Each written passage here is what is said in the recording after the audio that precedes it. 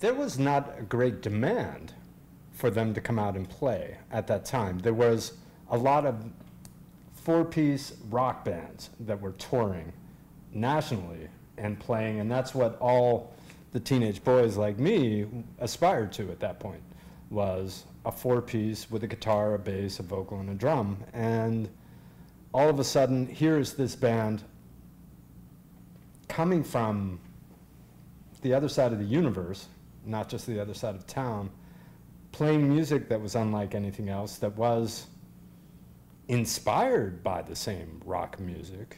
I didn't feel any difference listening to Black Flag and then into a Stick Against Stone song, yet club owners didn't understand it at all. The main place the bands played at that point was a place called the Electric Banana, another one called the Decade.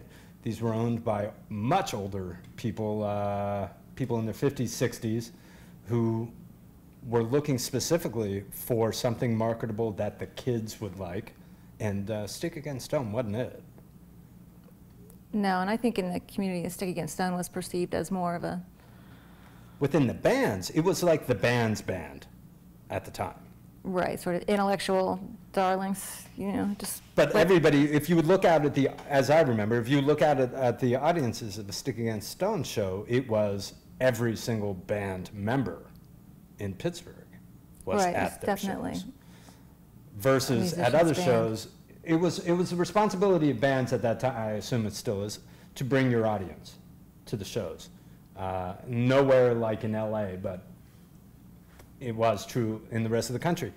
Stick Against Stone's audience was all musicians, was probably the highest educated audience, probably the oldest audience, probably the most cultured audience.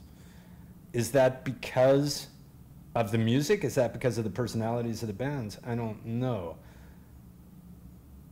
John Creighton had played in bands prior to Stick Against Stone and didn't have nearly as eclectic an audience as he did when he played with Stick Against Stone.